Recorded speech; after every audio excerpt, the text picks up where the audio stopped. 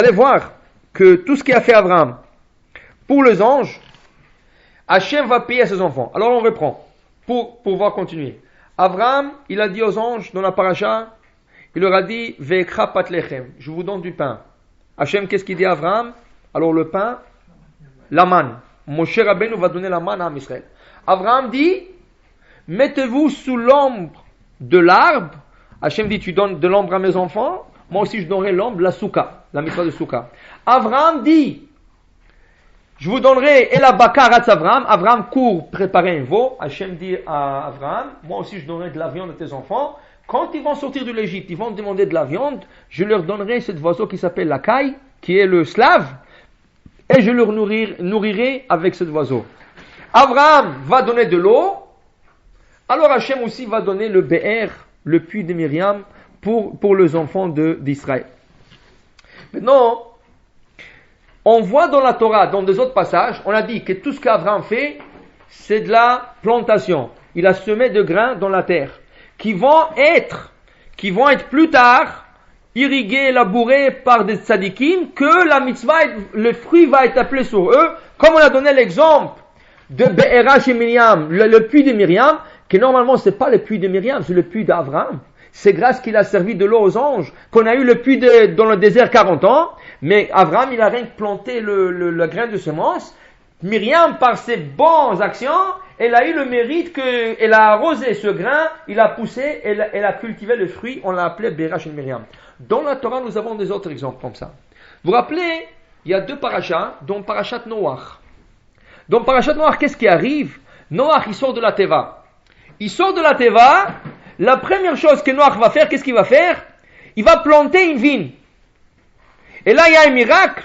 La vigne va pousser le jour même, le raisin vont pousser le jour même. Noach va prendre le raisin, il va le presser, il va boire du jus de raisin, ça veut dire que le vin. Il va se saouler, il y a son petit-fils, Knaan, qui va le castrer, il va le rendre stérile. C'est ça? Mais non seulement cela, il va le dire à son père, Ham, c'est ça? Et Ham, il va le dire à tout le monde dans le marché. Venez voir mon père, il est nu dans sa tente. Regardez, il vient de sortir de la table, regardez ce qu'il est en train de faire. Tout de suite, les deux autres frères, ils entendent, qui c'est? Shem et Yefet. Shem et Yefet, ils entendent quoi? Notre père est nu. Est-ce que les gens vont venir le voir nu? Tout de suite, ils ont pris un drap, et ils ont couru dans la tente de leur père pour aller le couvrir. Quand ils sont arrivés juste au seuil de la tente, qu'est-ce qu'ils ont fait? Ils sont tournés le visage pour ne pas voir la nudité de leur père. Alors ils ont fait marche arrière avec le drap, et là ils posent le drap par-dessus leur père pour couvrir sa nudité. C'est ça?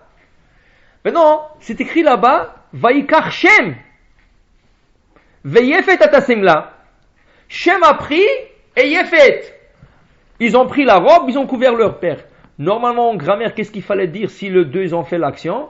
Vaikrou, ils ont pris. Au pluriel. Pourquoi c'est Vaikar? Il a pris. Apparemment, Shem, il a mis plus de zèle dans cette mitzvah. Qu'est-ce que Hachem lui dit Rashi là-bas? Shem, tu as couvert ton père. Moi aussi, je vais te couvrir. Avec quoi? Avec une mitzvah qui va s'appeler tzitzit. Shem, de lui vont sortir tous les juifs. De Shem vont sortir tous les juifs. C'est pour ça on s'appelle de sémite. Et celui qui est antisémite, il est contre les juifs. Pourquoi on s'appelle des sémites? Parce que notre source commence à Noach, là où que le monde a commencé. Alors Shem, alors on est des sémites, de source de Shem. Ça, de lui qui est sorti tous les juifs. Même Abraham, il est sorti de Shem. Même Abraham était de la famille de Shem. Et on sort d'Abraham, Yitzhak et Yaakov. Alors Hachem a dit à Hachem, tu as couvert ton père, moi je vais couvrir tes enfants, avec une mitzvah qui s'appelle tzitzit. Mais attends une minute. La paracha d'après, parachat Lech Lecha, il y a une guerre qui se passe entre 4 rois géants qui font la guerre contre 5 rois géants. Le 4 vont gagner contre le 5. Et Abraham, il entend que le 4 ont pris en captivité l'autre son neveu. Qu'est-ce qu'il fait Abraham? Il sort en guerre contre le 4. Il va gagner la guerre. Le roi de Sodome va lui dire à Abraham, écoute Abraham, tu as gagné, très bien, écoute, moi je te demande rien. Prends tout le boutin, tout l'or, tout l'argent, tout le bijou, tout ce que tu veux, laisse-moi rien que les âmes, donne-moi rien que les hommes pour que je puisse reconstruire ma ville Sodome. Qu'est-ce qu'il lui dit Abraham? Jamais de la vie. Imechut ve'atzrochnal. Je ne prendrai même pas une ficelle, même pas une lacet de soulier. Pourquoi? Pour que toi, tu ne dis pas un jour, Ani esharti et Abraham. Ah, c'est moi qui ai enrichi Abraham. Abraham était déjà riche. Il va devenir beaucoup plus riche. Pour que toi, tu dis pas un jour, ah, pourquoi? Comment il est devenu riche, vous croyez? Il a pris les boutins de Sodome. Rien. La richesse, c'est que d'Hachem, et je prendrai que de lui, pas de toi. Dit Hachem Abraham, très bien. Tu as refusé le butin de Sodome. Tu sais quoi? Qu'est-ce que tu as dit? Route. Tu as dit ni ficelle, ni lacet de soulier. La ficelle va te donner une mitzvah qui s'appelle ficelle du tzitzit. Et la lacet va te donner l'anière de tes filines. Parce que la lacet c'est en cuir. Alors ça va te donner la mitzvah de tes filines pour tes enfants. Comme ça dit le Rachid, la pacha de la semaine dernière. Mais attends. On n'a pas dit qui c'est qui donne nos ordres mitzvah de tzitzit? Shem. Quand il a couvert son père, tu peux dire la lanière. Tu peux dire la lanière, je comprends. La lanière, c'est Abraham qui nous a donné. Mais on n'a pas dit que la tzitzit vient du Shem? Quand il a couvert la nudité de son père Noach? Mais non. Shem, il a semé le grain de tzitzit. Qui c'est qui a arrosé ce grain? Abraham Avinu. Et Abraham va nous donner cette mitzvah. Comme le Be'er Shir Miriam va s'appeler Be'er Shir Miriam, mais en vérité le grain de sémence c'était Abraham, le grain de sémence c'était Shem, et qui c'est qui va arroser cette mitzvah? Abraham. En ne pas prenant ni une ficelle, ni une lacet de soulier, alors on va appeler la mitzvah d'Abraham, le tzid d'Abraham. Alors vous voyez, des tzadikim qui plantent de grains, et des autres qui viennent arroser, et ils cultivent le fruit, on appelle les fruits sur le tzadik qu'il a fait. Alors maintenant, il y a un tzaddik, un grand tzaddik qui disait, vous savez que il y a deux choses. Une chose qui n'est pas une mitzvah, mais elle va te donner beaucoup de mitzvot à faire. L'autre chose qui n'est pas un péché, n'est pas un avera, mais il va t'entraîner à faire beaucoup de péchés. Quelles sont les deux choses? C'est le tzaddik de Karlin, Rabbi Aaron Karlin qui disait ça. Le Rabbi Aaron Karlin. Karlin, c'était une ville de Karlin. Ici, c'est ça. Alors il dit ici, comme ça, il dit que quelque chose qui n'est pas une mitzvah, mais il va t'entraîner à faire beaucoup de mitzvahs, c'est le mikvé. Tu vas dans un mikvé, tu te trompes dans l'eau de mikvé, est-ce qu'il y a un mitzvah comme ça dans la Torah? Est-ce que c'est écrit dans 613 mitzvot d'aller se tromper en mikvé? Non. Pour l'homme au moins. Pour l'homme. Non, c'est pas écrit. Mais il te dit, si tu vas aller en mikvé, tu viens de planter quelque chose. Et cette mitzvah va te donner la kedusha sur toi, ça va imprégner la sainteté sur toi, et tu verras combien de mitzvot ça va t'entraîner à faire. Par contre, il y a quelque chose qui n'est pas un péché, mais qui va t'entraîner à faire beaucoup de péchés. C'est quoi? La tristesse. Quand tu es triste, c'est pas un péché, mais quand tu es triste, tu as envie de rien faire. Et quand tu as envie de rien faire, tu fais pas de mitzvot. Et quand tu fais pas de mitzvot, automatiquement, tu vas tomber le piège dans la avera. Et tu vas terminer à faire beaucoup d'averot. C'est pour ça qu'il y a des gens qui disent toujours besimcha, besimcha, besimcha. C'est ça? Ne sois pas be'atzvut, tu seras bien. C'est ça? Pour vous dire, voilà, ces deux choses-là, c'est ni mitzvot, ni averot, mais c'est des grains de semences. Tu sèmes, et ça entraîne. Le mikvé c'est contrôlable, mais la tristesse... La tristesse c'est aussi contrôlable. Je prends des drogues, mais j'ai pas... Tu n'as pas besoin de prendre des drogues. Le drogue c'est la Torah. Il y a des gens qui vraiment ils sont pauvres, ils ont besoin de la drogue pour être besimcha. Mais la drogue en lui-même, c'est un péché déjà. Ou shmartem anafshotechem, ça c'est déjà un péché. C'est ça? Il y a beaucoup de moyens de se rendre joyeux. Mais la seule manière, qui disait David Amelech, c'est ça? Sasonochen alimratecha, kemotze shalal rav. Quand je comprends un dvar Torah, ça me réjouit comme si j'aurais trouvé un trésor. Mais même si ça c'est quand on est stable, mais quand on est déjà en état de tristesse... Un homme doit toujours être stable. Qu'est-ce que c'est ça? J'écoutais une fois une explication. Il disait comme ça. L'explication disait, imaginez-vous quelqu'un qui fait un petit voyage sur une île. Il tombe sur une île. Et il rentre dans l'île, qu'est-ce qu'il trouve? Un grand trésor. Une mine d'or. Une mine d'or. Là, il dit, waouh, je suis l'homme le plus riche maintenant. Qu'est-ce qu'il fait? Mais lui, il ne croyait pas. Il ne croyait pas qu'il ait trouvé ça. Alors, comment est-ce qu'il est venu sur l'île? Avec un petit kayak. Parce que lui, il a fait du canot, c'est ça, de kayaking, et il est arrivé sur l'île. Maintenant, un kayak, comment tu peux le remplir? Si tu remplis trop, tu risques de couler. Alors, il remplit tant qu'il peut. Mais après, il doit partir. Il ne peut plus revenir. Alors, il part, mais c'est vrai, il est riche. Il est devenu très riche. Il a plein d'or avec lui. Mais imaginez-vous, ce temps, il va être toujours triste. Pourquoi? Chaque fois qu'il va à la maison, mais si je serais venu avec un bateau, waouh, j'aurais rempli ce bateau. Si j'aurais emmené des camions, j'aurais un avion. Toujours, il est très riche maintenant. Mais toujours dans sa tête, ça travaille. Pourquoi je n'ai pas venu avec un plus grand transporteur? Dit David Ameler, chaque fois que j'écoutais une Dvar Torah, je suis content, mais de l'autre côté, je pense toujours, aïe, si je serais encore resté 5 minutes ou 10 minutes dans le cours, si le cours serait parti encore pour 1 heure, j'aurais trouvé beaucoup plus de trésors dans la Torah. David Ameler se contentait jamais d'un Dvar Torah. Il disait, si, j'aurais pu avoir beaucoup d'autres Hidushim. Alors, comme quelqu'un qui est Moshe Shalrav, comme quelqu'un qui a trouvé un trésor, et qui a dû laisser la majorité des trésors, il a pu prendre ce qu'il a pu prendre. Mais il est toujours triste. Pourquoi il a laissé? David Ameler dit, pourquoi le cours doit se terminer? Pourquoi je ne peux plus étudier? Parce qu'il faut aller dormir et tout ça. Mais c'est ça nourrit. Je suis content comme si. C'est pas considéré drogue si tu bois pour monter ta simcha. Bien sûr. Personne dit, il n'y a pas une mitzvah de boire, ni prendre la drogue, ni tout ça. Non, mais quand on boit, ça réveille... Oui, ça réveille. Ça nous donne plus en... C'est vrai. La fête. Oui. Un simcha. Qu'est-ce qui donne la simcha dans la fête? Et la bebassar. Le Maïmonide dit, comment on se réjouit dans la fête? Avec de la viande et avec du vin. Est-ce ça veut dire qu'il faut se saouler? La seule mitzvah de se saouler, et même pas, c'est Purim peut-être. Et même là-bas, il n'y a pas de mitzvah de se saouler. Là-bas, la mitzvah, c'est de boire un peu plus que son habitude. Pas plus que ça. Mais il n'y a pas de mitzvah de se saouler. Mais il y a des gens, oui. Quand ils se saoulent, ils sont très contents. Et là, ils fly. Ils sont dans l'air. C'est pas la mitzvah. Quelqu'un qui prend de la drogue aussi, il fly. Ça, est-ce qu'il y a un mitzvah dans ça? Non. Même c'est un péché.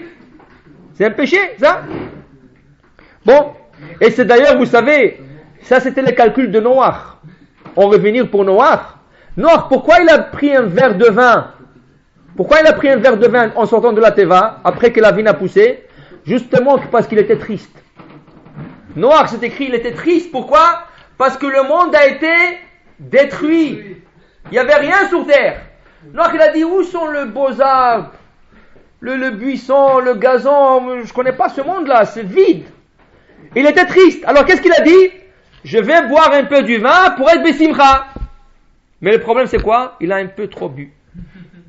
Et là il s'est saoulé, et là son petit-fils lui a fait ce qu'il a fait. Ça. Mais pour dire et revenir, tout ce que nous faisons dans ce monde, chacun de nous, c'est ça? Les exemples qu'on donne, c'est de la Torah, qui vous voyez qu'est-ce qu'ils ont fait de grands tzadikim. Mais chacun de nous, il fait la même chose. Ce que tu es en train de faire dans ce monde, tu es en train de semer. Et tes enfants, tes petits-enfants, tes arrière-petits-enfants, c'est eux qui vont cultiver en arrosant le petit grain que toi tu as planté dans la terre. Et Bezat Hashem, on va donner des petits exemples. Mais vous saviez, ça va de deux côtés. Tu peux planter une bonne plante, comme tu peux planter des épines. Ça veut dire quand quelqu'un tourne mal, il n'a pas tourné le mal du jour au lendemain. Si quelqu'un était bien dans la Torah, mitzvot, maasim tovim, et un jour tu le vois sortir de la religion, il enlève la kippa, il enlève sa barbe, le tzitzit, les mitzvot, le shabbat, les kippour et tout, ne crois pas qu'il a tourné du jour au lendemain. Ça c'était le grain qui est en lui. Et ce grain-là était pourri depuis le départ. Seulement au début, ça avait l'air qu'il est bien, mais à la fin on voit les conséquences. Si on peut donner un exemple, toujours de la Torah, toujours de nos sages, le maître de Rabbi Meir Baal HaNes, Rabbi Elisha ben Avouya. Vous pouvez vous imaginer, c'est ça, chacun qui a quelque chose, Rabbi Meir Baal HaNes. Imaginez un peu son maître. Rabbi Elisha ben Avouya, c'est un géant. un jour, il n'est plus religieux. C'est fini. C'est ça? Apikoros. Apikoros. C'est pire. C'est pire que non religieux. Qu'est-ce que c'est apikoros? Il renie la Torah. C'est ça, il renie la Torah. Comment tu deviens de ce côté-là, du tout droit, extrémiste droit, grande sadique, tout ce que tu veux, et tu te rends l'autre côté? Alors là, on va expliquer. Qu'est-ce que le Talmud dit? Qu'est-ce que le Talmud dit? Qu'est-ce que le Talmud dit? Alors regardez. La Gemara veut comprendre comment tu vas d'un côté à l'autre. La Gemara nous donne quelques exemples. Voilà. Lui, quand il était jeune, il partait à la yeshiva. Normalement, quand tu vas à la yeshiva, qu'est-ce que tu emmènes avec toi? Livre d'études.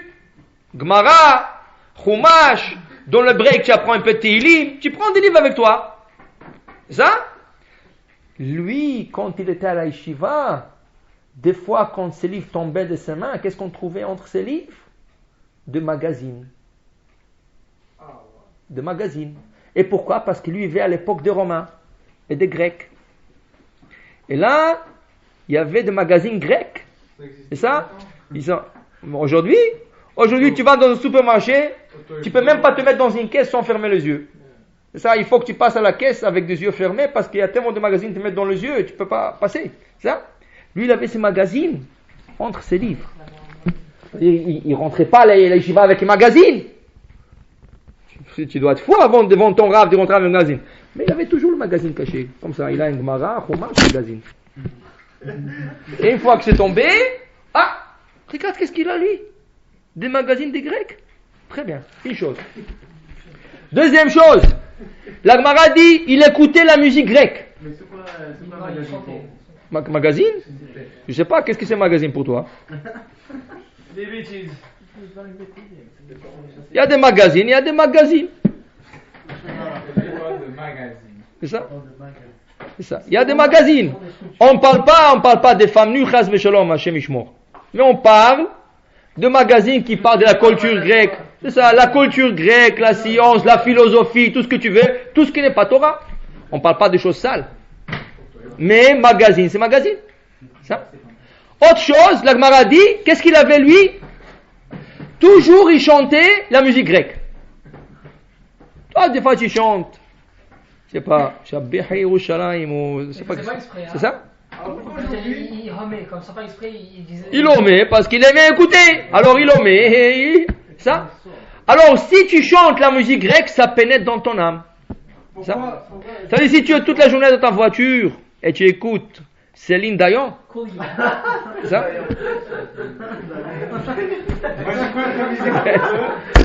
Moi Ça. j'écoute la musique hébreu et des fois tu as un chanteur hébreu et il est mélangé avec musique grecque. Ah oui?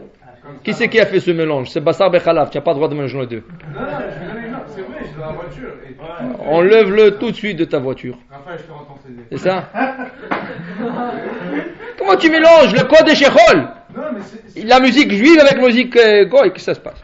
pour ça que je vous demande ça. C'est pour ça qu'il faut download chez. Il faut attendre 6 heures après, avant que tu mets la musique goy. Et même ça. Mais ça, il faut pas... Non, mais vous avez entendu? Non, jamais. Vous voulez que je Top. Non, il fait... Maintenant, il dit ici, une autre chose. La Gemara est toujours à la recherche. La Gemara est toujours à la recherche. Qu'est-ce qui lui a causé de devenir d'un grand sadique un apikoros? La Gemara dit deux cas qui sont arrivés. Un de cas, il a vu une fois un père qui disait à son fils, ah, mon fils, je vois sur l'arbre là-bas un nid de oiseaux. Et j'ai envie de prendre les oisillons. Va me chercher mon fils le oisillon, le nid. Le fils, tout de suite pour le kavod avaim, il prend une échelle, il monte sur l'échelle. Le petit monte sur l'échelle, et l'échelle se casse, le petit tombe, il meurt. Rabbi Yishmael ben Avoya, il a vu ça. Il dit, comment comment? N'est-ce pas, on n'a jamais toujours appris dans la Torah, celui qui fait une mitzvah, il est protégé? Comment ça se fait qu'il n'est pas être protégé? Ça l'a dégoûté, ça l'a fait sortir. En plus de ça, la mitzvah dit, la Torah dit, que quand tu prends les oisillons d'un nid d'un oiseau, tu renvoies à la mer, tu prends les oisillons, qu'est-ce que ça donne? Les ma'an yarichun yaricha, afin que tes jours soient prolongés. Il y a 2 mitzvot dans la Torah, quand tu les appliques, tu as une longue vie. Respecter tes parents, renvoyer un oiseau de son nid et prendre les oisillons. Celui-là qui est en train de s'occuper d'une mitzvah, que la Torah promet une longue vie, c'est que la Torah n'a pas fait pour 611 mitzvot. Parmi les 613, rien que 2 où la Torah s'est prononcée en disant la récompense, les man yamecha, et voilà celui-là est en train de l'accomplir, et qu'est-ce qu'il a? Le contraire de la Torah. La Torah promet longue vie, lui il meurt. Alors il dit c'est pas possible. Alors ça veut dire que la Torah est pas vraie, il est sorti.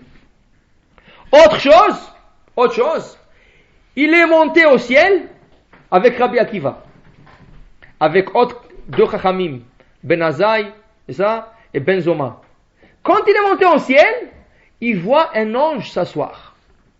Or que nous savons que les anges ne s'assoient jamais. L'ange est toujours debout. Venatatil chama alachim, ben haomdim haele, dit le prophète. Je te donnerai une place au prophète Yecheskel. On lui dit, on te donnera une place parmi ceux qui sont toujours debout, qui est les anges. Lui montant, il voit un ange s'asseoir. Pas possible. Toute ma vie à la yeshiva, on m'a enseigné qu'un ange ne s'assoit jamais. Ça veut dire que c'est du mensonge tout ça. Il est descendu à Picos. Et en plus de ça,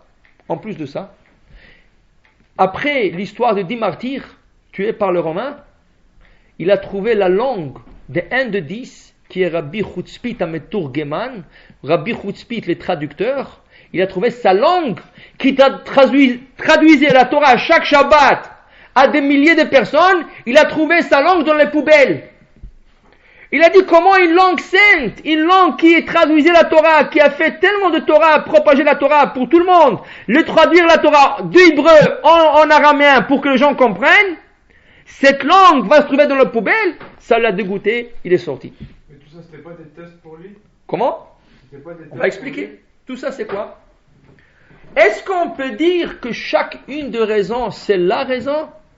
Non. Si la Gemara emmène 5 ou 6 raisons, ça veut dire que c'est une accumulation. Mais est-ce que eux, ces raisons-là, ils sont en total, ils sont la raison ensemble? Non plus. Tout ça, c'est l'irrigation du grain. Le mauvais grain qui a été semé en lui. Et où se trouve ce mauvais grain? Le jour de sa Brit Mila. Comment? Son père, Avouya, le jour de la Brit Mila de son fils, il a invité tout le Chachamim de la génération qui existait à l'époque. Tout le monde sont venus, tout le monde a mangé, ont bu, ont fait de la simcha et tout. Il y a 2 Chachamim qui s'assoient de côté, qui utilisent la Torah. Le père de loin, il s'approche, il dit, mais qu'est-ce que c'est? Ils étaient entourés par du feu. Lui, il croyait qu'il y avait un feu qui a commencé à la maison. Parce qu'il y avait tellement de gens, il croyait que c'était un feu qui a commencé à la maison. Il a couru, il ne voit pas du feu. C'est un feu qui entoure ces 2 Chachamim qui sont en train d'étudier. Tout le monde ils sont en train de boire et manger, et ils sont en train d'étudier. Il y avait du feu autour d'eux. Il dit, qu'est-ce que c'est ça? Vous allez brûler ma maison. Il dit, non. Ce feu-là ne brûle pas, c'est le feu de la Torah. Il dit, quoi? Quand on apprend la Torah, c'est ça? Oui.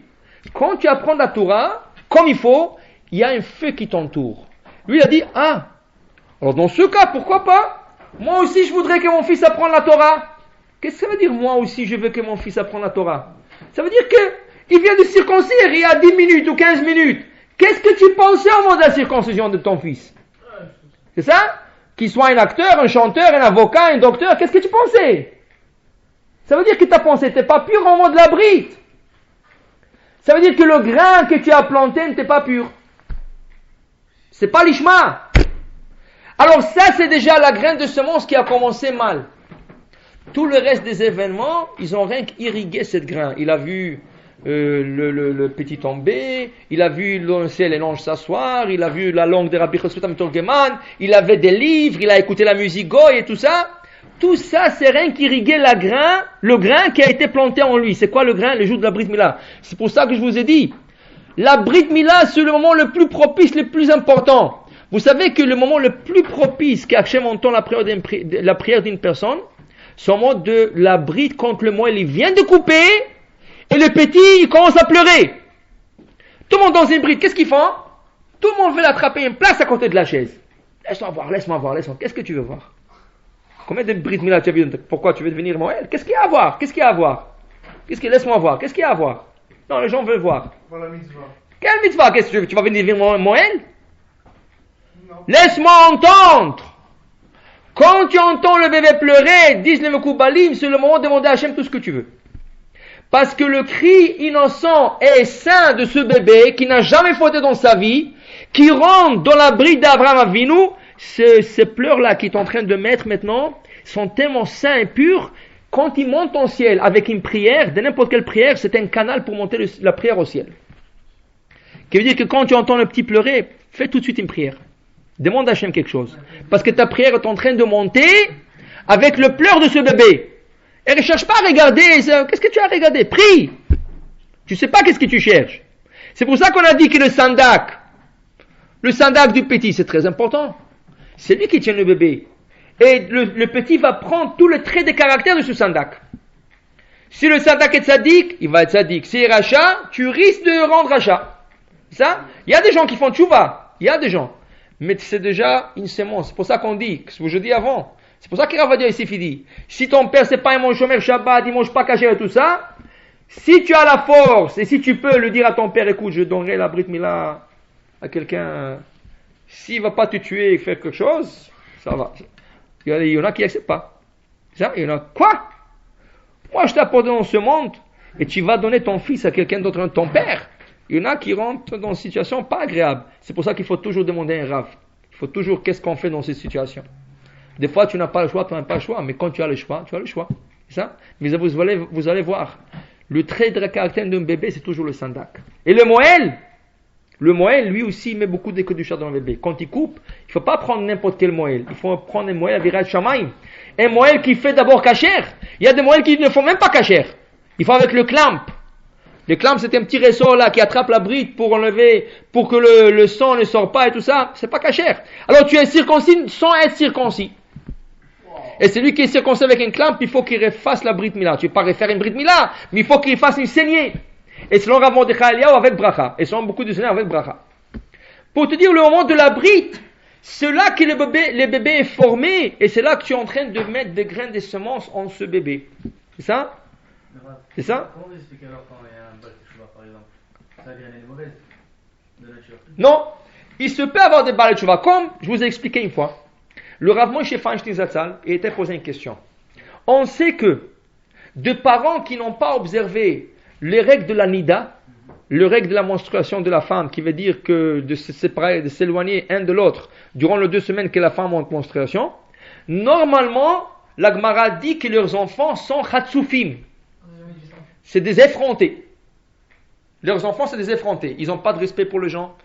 Ils répondent, ils parlent, ils n'ont pas de respect. C'est ça? Rav Moshe Feinstein a été posé une fois une question par un khatan.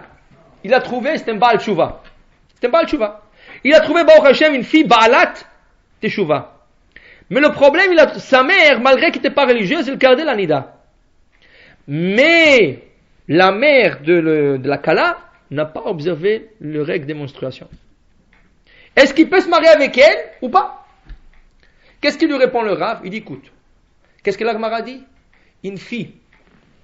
Et un enfant que ses parents n'ont pas observé la nida, il est effronté. Mais est-ce qu'elle a des bons traits de caractère? Est-ce qu'elle est gentille? Est-ce qu'elle parle doucement? Est-ce qu'elle te respecte? Est-ce qu'elle a des respects envers ses parents, à tes parents? Elle a tout ça? Alors ça veut dire qu'elle n'a pas été affectée. Il y a des exceptions. Il y a qui surmontent ce problème. C'est ça? Comment? Ils ont un certain mérite. Ils ont un certain mérite, qu'ils ont surmonté ce problème. Alors tu peux avoir un gars avec quelqu'un qui n'est pas Shomer Shabbat. Il y a beaucoup de gens qui ne sont pas Shomer Shabbat, mais ils ont de bons traits de caractère. C'est pas un gars méchant, tout ça. Même avec ça, a priori, je ne le prendrai pas comme sandak. Même avec ça. Mais, si tu n'as pas le choix, c'est ton père, c'est ton beau-père, c'est ça? Bon. Tu lui dis au moins, tu lui dis, tu sais quoi? Va au mikvé le jour de la Brit Mila. Va au mikvé, va te purifier. Tu sais qu'est-ce que c'est sandak? Sandak, c'est, tes pieds deviennent comme l'autel du Beth Amikdash. Et la Brit Mila devient comme un sacrifice sur l'autel. Alors tu lui dis, c'est quoi, le moindre des choses, tu n'es pas Shomer Shabbat, tu n'es pas ça, tu ne vas pas lui dire ça, mais la moindre des choses, le jour de la Brit Mila, avant la Brit, va au mikvé. Pense un peu à la tchouva, pense de faire quelque chose de tchouva. Le fait qu'il va penser, qu'il va aller au mikvé, c'est déjà un grand pas. C'est ça? Et là, tu peux, si tu n'as pas le choix, que lui, tu peux lui donner. C'est ça? Mais sans rien, qu'il rentre comme ça et... Non. Maintenant, on va, comme on a dit, voilà, tu peux semer de deux côtés. C'est ça? Alors, il y a des moments dans ta vie où tu vas semer. On vient de voir le moment de la Brit Mila. Un autre moment, un grand moment dans ta vie, c'est quoi? Le jour de ton mariage. Le jour de ton mariage. Quand tu vas te marier, tu es en train de semer. Pourquoi? Parce que tu es en train de bâtir une maison. Tu es en train de mettre la première brique de ta maison spirituelle avec ta femme. Ça? C'est pour ça qu'il y a des coutumes que le khatan il va jeûner. Bon, il y a des séfarades qui jeûnent pas. Ok, mais il y a des autres choses. Il faut que tu fasses beaucoup de chouva le jour de ton mariage. Il ne faut pas tourner dans les rues, dans le parc en train de prendre des photos. C'est pas ça qu'un khatan doit faire. Le khatan, du jour de son mariage, il doit méditer dans la prière, dans la tchouva, dans le tehillim. S'il peut finir tout le livre de tehillim, il faut qu'il le fasse. Il doit aller au mikvé ce jour-là. Il doit se préparer spirituellement. Il y a beaucoup de préparations à faire. C'est pas que tu viens, tu prends une photo, tu prends un verre de whisky avec tes copains. C'est pas ça le mariage. Le mariage, sous la choupa, tu es en train de mettre un grand grain dans la terre, dans ta maison, dans ton futur. Ça traîne un autre moment très important de ta vie. On a sauté une étape, un autre jour important. Bar mitzvah. Tu deviens bar mitzvah. Jusqu'à là, tu as fait des bêtises. Mais le jour de ta bar mitzvah, c'est ça? C'est pas rien que mettre le tefillim. Alvaï qu'ils le mettent droit. Il y en a qui même si, mais rien que le photographe. Tourne ici, va à prends la photo, non, regarde-moi, regarde. C'est pas ça la bar mitzvah. La bar mitzvah, c'est de concentrer, bon Hachem, dorénavant, je suis venu bar mitzvah, qu'est-ce que je veux faire dans ma vie, qu'est-ce que je veux entreprendre. Maintenant, je viens de recevoir toute une valise avec 613 mitzvot. C'est ça qu'il faut penser le jour de bar mitzvah, pas les photos et tout le ça. Parce que c'est une graine de semence que tu es en train de mettre dans la terre pour le reste de ta vie. Après le mariage, c'est avec la femme, avec ta femme.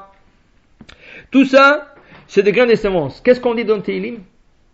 Azorim bedim'a berina iktsor. Tout celui qui sème avec des larmes moissonnera avec de la joie. Qui veut dire, quand tu fais le kavanot, quand tu fais tout ce qu'il faut, tu sais que les fruits vont être bons. Il y avait une fois un rosh yeshiva qui avait une yeshiva très réussite. Au Hachem, toujours beaucoup des élèves, on apprenait bien dans cette yeshiva, tout le monde voulait rentrer dans cette yeshiva, elle était très réussite. Une fois, on l'a invité parler pour une inauguration d'une autre yeshiva. Alors le Rav, l'autre yeshiva, a dit, dites-nous votre secret. Comment vous avez réussi dans votre yeshiva? Alors le Rav s'est adressé, il leur a dit, écoutez, qu'est-ce que vous avez fait quand le tracteur ont commencé à creuser votre yeshiva pour mettre la pierre angulaire et tout ça? Ça veut dire, on a invité beaucoup de rabbins, on a servi de la champagne, on a fait. Il dit, moi j'ai pas fait ça. C'est pas ça qu'on veut semer. Vous savez que quand le premier tracteur est arrivé pour faire le premier trou dans la terre sur le terrain de notre yeshiva, j'ai emmené 10 garçons et on a lu le livre de Tehillim. C'est ça qu'il faut faire. Pas prendre la champagne et pas inviter et faire c'est pas un mariage, mais là. Tu es en train à Zorim Bedima, tu es en train de semer une yeshiva. Une yeshiva, ça sème. Tu veux que cette yeshiva, toujours il y a des bons élèves, il y aura beaucoup d'élèves, il y a des élèves qui vont réussir et tout ça. Il faut pleurer. Et quand tu pleures, quand tu creuses, quand la bâtisse va être prête, tu peux avoir que de la joie. Dans la vie, c'est la même chose. Quand tu entreprends 2 étapes importantes de ta vie, tu es bébé, Brit Mila, ça c'est tes parents. Bar Mitzvah, c'est toi déjà. Le mariage, c'est toi déjà. C'est ça? Tout le reste, tu as des enfants, c'est aussi une plantation. Il faut que tu pleures, il faut que tu sèmes, il faut que tu saches quoi s'aimer. C'est pas n'importe quoi. C'est des décisions très importantes dans ta vie. Ça, quand tu prends ça. Maintenant, on va donner aussi quelques exemples. Qu'est-ce que ça s'appelle semer? Alors regardez, il y avait une fois une famille à Bnei Brak. Et cette famille, tous les enfants étaient très religieux. Tous les enfants, de A à Z. Des fois, dans les familles même religieuses, tu as 1 ou 2. Mais là, toute la famille, c'est des grands rabbanim. Tous sont des rabbanim, des avrechim. On a demandé une fois à un, dis-moi, comment, Blé Aïnarar, qu'Hachem vous garde, comment est-ce possible que tout le monde soit des rabbanim, c'est des khamim, comment? Il dit, ça c'est grâce à notre grand-père. Oui, qu'est-ce qu'il a fait? Lui, il a habité en Russie. En Russie, vous savez que toujours ils étaient chassés par le gouvernement, par les KGB et tout. Un jour, le gouvernement leur envoie la lettre à la communauté en leur disant, écoutez, nous allons passer pour une visite sanitaire du mikvé. Ils ont un mikvé de femmes, ils vont voir est-ce que c'est sanitaire là-bas. Vous pouvez vous imaginer, il n'y avait pas de filtres, il n'y avait pas de l'eau qui ont été changée une fois par semaine ou une fois par mois, c'est de l'eau qui passe des fois 1 an, ils sont déjà verts, mais tu n'as pas un autre mikvé, c'est de l'eau de pluie et tout ça, et les femmes vont faire la mitzvah. Aujourd'hui, une femme, s'il y a un cheveu dans le mikvé, elle va dire, ce mikvé-là, je ne rentre plus, elle va chercher un autre mikvé. À l'époque, une femme rentrait dans de l'eau avec de la boue, avec de la saleté, de l'eau verte, rien que pour la mitzvah. Bon, Hachem, les générations se sont améliorées, c'est ça, on peut se permettre, pourquoi pas, c'est ça. Mais, voilà. Alors, vous pouvez vous imaginer, quand la délégation du gouvernement est arrivée dans le mikvé, ils cherchaient à fermer le mikvé. Ils savaient déjà l'état du mikvé. Le grand-père, là, qui a entendu ce qui va se passer, il a avancé tout le monde dans le mikvé. Il est rentré déjà dans le mikvé, il s'est déshabillé, il se trouvait déjà dans l'eau. Quand la délégation est arrivée, ils ont vu l'eau verte et des choses qui flottent sur l'eau et tout ça, ils ont commencé à crier sur la communauté. C'est ça, vous allez tuer des gens, vous allez apporter des bactéries, même si vous voulez mourir, vous allez contaminer toute la Russie avec ça. On fait le mikvé, on fait le mikvé, on fait le mikvé. Et le grand-père qui était dans l'eau, qu'est-ce que vous parlez? Il avait un verre vide dans sa main, il a rempli l'eau de mikvé, aussi sale qu'elle était, il a fait semblant de faire une bracha, chacun et avidvaro, il a bu tout le verre. Il dit, vous croyez, si l'eau serait contaminée, j'aurais pu le boire, je serais mort maintenant. Dès que les Russes ont entendu ça, ils ont tellement peur, ils se sont sauvés. Ils ont laissé le mikvé ouvert. Alors le grand-père, qui grâce à lui, que ce mikvé est resté ouvert et toutes les femmes ont pu passer, avoir des enfants et tout ça, voilà qu'est-ce qu'il a eu comme récompense. Il a semé, tu as sauvé beaucoup de femmes qui puissent avoir des enfants, parce que si la femme ne va pas au mikvé, le mari ne va pas être avec elle. Alors qu'est-ce qui arrive à cause de ça? Tu as semé, voilà, tous tes enfants seront des tzadikim, des rochers yeshivot, des rabbanim, tout ça. Pourquoi? Parce que tu as apporté de la pureté, tu as semé un grain de pureté. Les récoltes vont avoir tes enfants. Tous tes enfants vont récolter ça. Et notre Rav, il s'appelait Rav Mordechai Yafé. Et pourquoi il s'appelait Yafé? Parce qu'il était beau. Yafé en hébreu, c'est beau. Il était beau, c'était son nom de famille, Yafé. Ce Rav, il avait un petit-fils, très très beau. Le petit-fils était très beau. Bon, durant la Première Guerre mondiale, le fils s'appelait le Rav Yitzhak Ostrovotsker. Et ce Rav qui est devenu un grand rebbe, après il est devenu un grand rebbe, ce Rav-là, quand il était jeune, il était très beau. Il était dans la yeshiva. La Première Guerre mondiale a commencé. Là, quand la Première Guerre mondiale a commencé, tous les parents sont venus chercher leurs enfants de la yeshiva pour les ramener à la maison. Le père de celui de Rav Yitzhak Ostrovotsker est venu aussi à la yeshiva. Quand le père est venu, tout le monde a regardé le père, il regardait le fils, il ne pouvait pas croire. Le fils était haut de taille, beau, visage rayonnant et tout ce que vous voulez.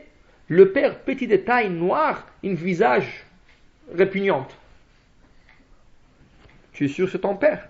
Oui, mais il y a une grande différence là. Qu'est-ce qui se passe? Il dit oui. Je vais vous raconter mon histoire, il dit à tout le monde. Vous savez c'est quoi mon histoire?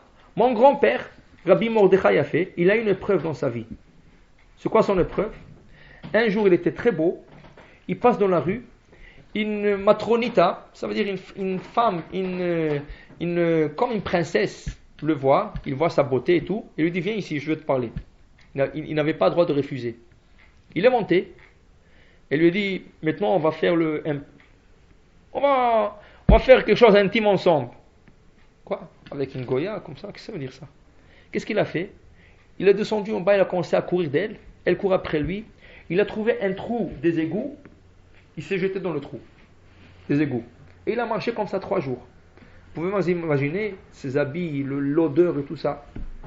Après qu'ils sont sortis de la situation, il est parti dormir après, et dans le rêve, comme un malach qui lui parle, il lui dit écoute, combien des habits tu as portés sur toi? Tu avais 10 habits. Parce qu'à l'époque, il mettait le t-shirt, le tzitzit, la chemise. Alors, il avait 10 habits. Alors on lui a dit, pour chaque habit que tu as sali, tu vas écrire un livre. Et tous ces livres s'appellent le Levouche. Levouche Malchut, tout le livre s'appelle Levouche, parce qu'il était meloubash, il était habillé. Mais là, ce tzaddik a fait une prière à Hachem. Il a dit à Hachem, s'il vous plaît, d'ici 10 générations, il veut que tous ses enfants soient moches. Pour qu'ils n'arrivent pas à avoir le preuve que lui, il a eu. Parce qu'il n'est pas sûr qu'ils vont s'en sortir. Et de là, le visage de toutes les 10 générations après ont changé. Ils étaient moches par rapport au grand-père. Le Rav Yitzhak Ostrovsker, c'était la fin de 10 générations. Et il a eu la beauté de son grand-père. Il a dit, voilà la différence. Pourquoi ? Parce que le grand-père a semé. Voilà qu'est-ce qu'il a fait. Il a fait une mitzvah qui lui a donné et des livres et des enfants de tzadikim. Après, son petit-fils est devenu un grand rébé. Pour vous dire que tout ce que vous faites dans la vie, vous mettez un grain de semence. Ça veut dire que si tu t'amuses de mettre ou de mauvais grains ou de rien mettre, tu vas rien semer, tu vas rien moissonner, tu vas rien collecter.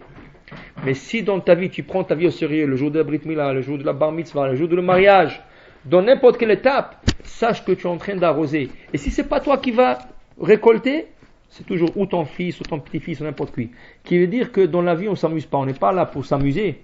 On est là pour semer, pour irriguer, et pour cultiver et ramasser. Si ce n'est pas nous, au moins c'est nos enfants, au moins c'est des petits-enfants. Mais chacun est responsable de ses actions. Et même si des autres ont pu semer avant nous, c'est ça, tes parents ils ont semé, c'est ça, et toi tu récoltes, si chas v'shalom, une mauvaise graine a été mise dans la terre, c'est ça, la personne doit faire beaucoup de prières et beaucoup de choses pour revenir b'tshuva, que Hashem ne lise pas, chas v'shalom. C'est pour ça que dans la Hamida, qu'est-ce qu'on dit? Achazirenu b'tshuva shlema lefanecha. Comment un grand tzaddik dit Achazirenu b'tshuva shlema lefanecha? Oui, parce que tu es un grand tzaddik. Est-ce que tu peux être un grand tzaddik comme Rabbi Elisha ben Avouya? Et chas v'shalom, un jour il a détourné. Tu peux jamais savoir qu'est-ce qui s'est passé avant que tu sois né. Quel type de graines de semences ont été mis dans la terre avant que tu sois né. Tu sais jamais, chas v'shalom, tu n'es pas tourné. Toujours, tu as besoin de prier Hashem, chas v'shalom, achazirenu, que je sois toujours dans la tchouva. Il n'y a pas de garantie. Il n'y a pas de garantie de deux côtés. Il n'y a pas de garantie que si tu viens des parents religieux, que tu restes religieux. Il n'y a pas de garantie de l'autre côté non plus. Que si chas v'shalom, tes parents ne sont pas religieux, que toi, tu ne sois pas un non religieux. C'est pas de garantie. Tout peut changer. Parce que même des parents non religieux, il se peut qu'ils ont eu une bonne kavana pour leur enfant, ils ont eu un bon enfant. Ça veut rien dire. C'est ça? Ça veut rien dire. Tu sais pas, mais quand on ne sait pas, il faut toujours prier. Et c'est ça. On doit prier. Vers Hashem, tout le grain qu'ils ont mis dans la terre, et si on les irrigue bien, on pourra bien récolter ses fruits. Aussi, des questions.